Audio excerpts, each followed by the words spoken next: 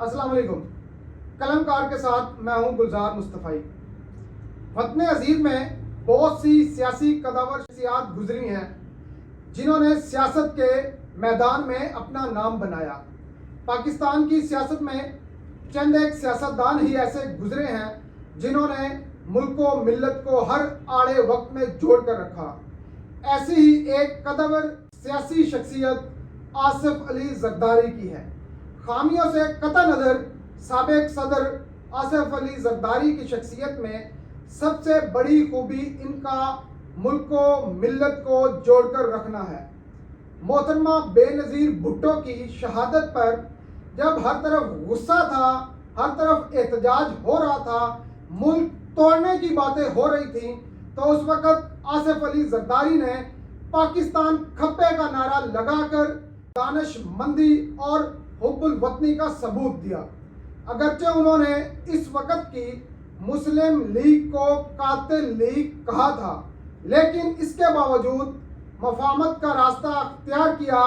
بے نظیر بھٹو شہید اور نواز شریف کے درمیان میثاق جمہوریت کی لاج رکھتے ہوئے انہوں نے نون لیگ کے ساتھ بھی حکومت بنائی.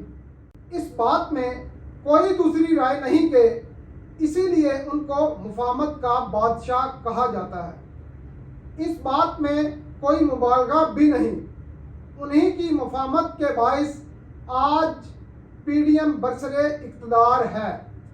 سی پیک، 18ویں ترمیم، جمہوریت کا استحکام اور پہلی بار منتخب اسمبلی کے کامیاب 5 سال اور اقتدار کی منصفانہ منتقلی، این ایف سی ایوارڈ، پاک ایران گیس پائپ لائن منصوبہ، سوات آپریشن، گلگت بلتستان کو آئینی حقوق، خیبر پختونخوا کو شناخت، عدلیہ کی بحالی، سلالہ چیک پوسٹ پر نیٹو حملے کے رد عمل میں نیٹو سپلائی کی ترسیل کی بندش، نیٹو کو ناکو چنے چنوانے اور امریکہ جیسے سپر پاور کی پاکستان میں اجارہ داری ختم کرنے اور پاکستانی ایئر بیسز کو امریکہ سے خالی کرانے جیسے کام آصف علی زرداری کے دور کی چند اہم ہائی لائٹس ہیں جو انہوں نے اپنے دور میں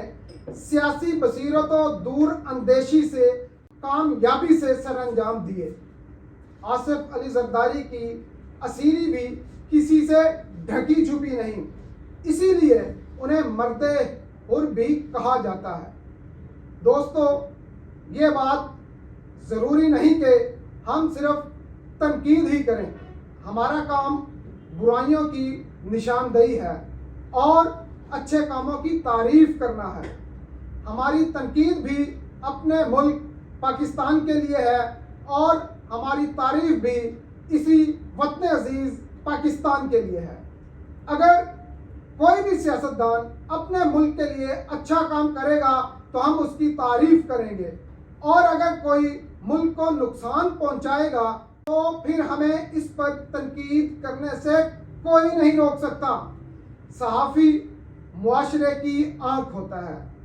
اگر صحافی چند مفادات کی خاطر تنقید اور گالم گلوچ کو ہی اپنا کلچر بنا لیں گے تو اس سے کسی طرح بھی معاشرے کی اصلاح نہیں ہوگی، بلکہ الٹا بگاڑ پیدا ہوگا. آصف علی زرداری کے بارے میں اگر معیشت کے حوالے سے بات کی جائے تو اس بات میں کوئی شک نہیں کہ وہ اکانومی پر گہری نظر رکھتے ہیں. 2 روز قبل آصف علی زرداری نے میثاق معیشت کی دعوت دے کر اچھی روایت ڈالی ہے. اگر ان کی اس تجویز کو تسلیم کر لیا جائے اور تمام اختلافات کو بھلا کر میثاق معیشت کر لیا جائے تو وہ دن دور نہیں جب پاکستان اپنے پاؤں پر کھڑا ہو جائے گا. دراصل میثاق معیشت ہی اس وقت ہمیں معاشی دلدل سے نکال سکتا ہے. آصف علی زرداری کی اگر چینی ایکسپورٹ والی تجویز کو ہی مان لیا جائے تو مجھے یقین ہے پاکستان اس سے $2 ارب کے زر مبادلہ ذخائر فوری طور پر حاصل کر سکتا ہے. ببانگے دہل وہ یہ اعلان بھی کر چکے ہیں کہ وہ $100 بلین لائیں گے۔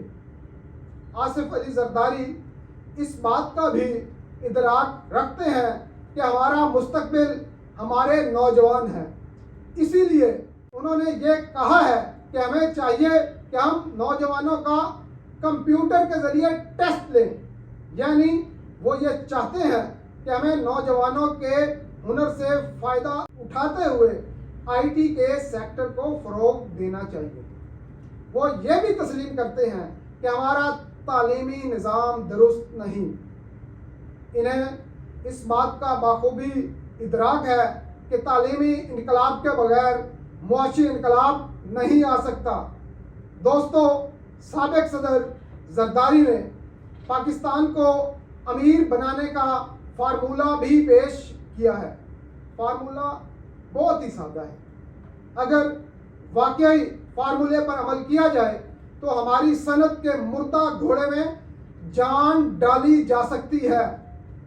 کہتے ہیں پاکستان آگے بڑھانے کے لیے صنعت کو آگے بڑھانا ہوگا۔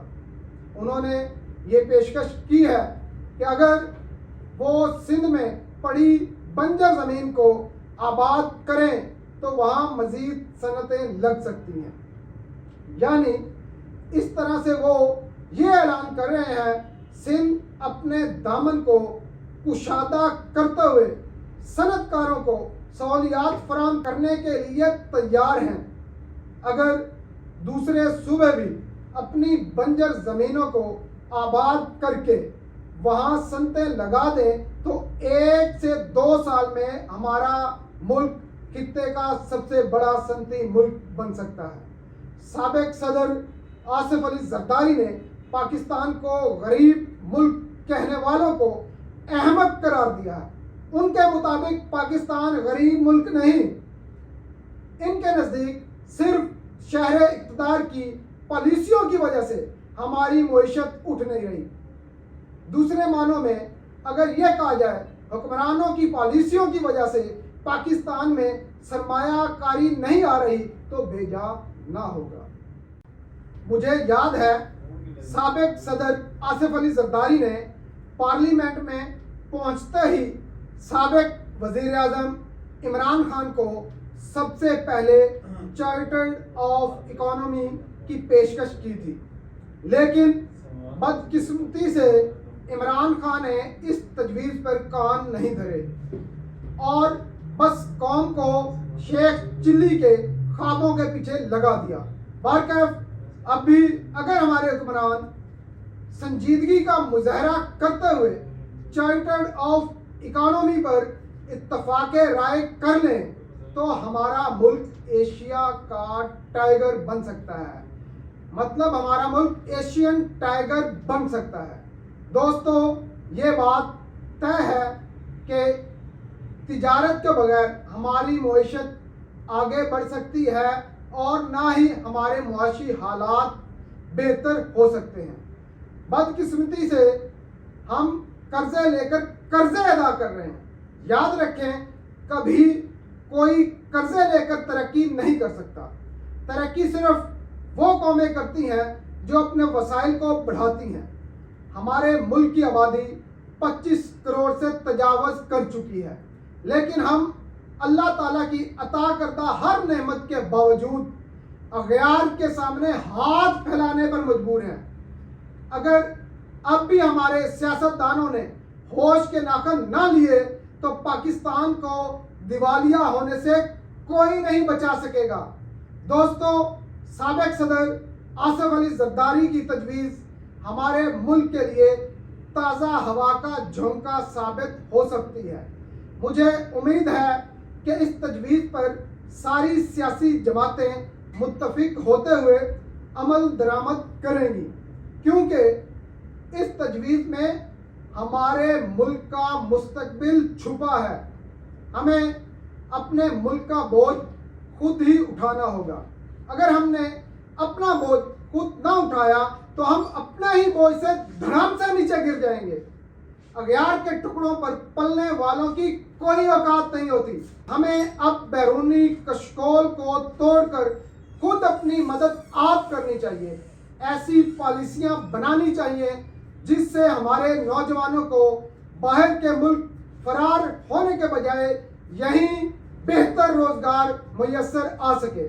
دوستو، ایک انصاری صحابی نے آپ صلی اللہ علیہ وسلم کے پاس آ کر سوال کیا. آپ نے اسے پوچھا تمہارے گھر میں کوئی چیز ہے؟ وہ کہنے لگا ہاں، ایک ٹاٹ اور ایک پیالہ ہے. آپ صلی اللہ علیہ وسلم نے فرمایا یہ دونوں چیزیں میرے پاس لے آؤ. وہ لے آیا تو آپ صلی اللہ علیہ وسلم نے ان کو ہاتھ میں لے کر فرمایا کون ان دونوں چیزوں کو خریدتا ہے؟ ایک صحابی نے کہا میں 1 درہم میں لیتا ہوں.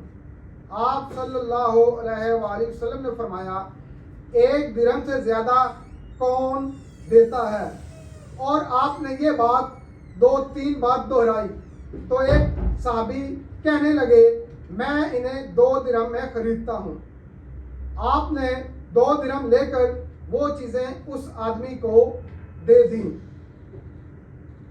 اب آپ صلی اللہ علیہ وسلم نے اس انصاری کو 1 درہم دے کر فرمایا اس کا گھر والوں کے لیے کھانا خریدو اور دوسرے درہم سے کلہاڑی خرید کر میرے پاس لاؤ.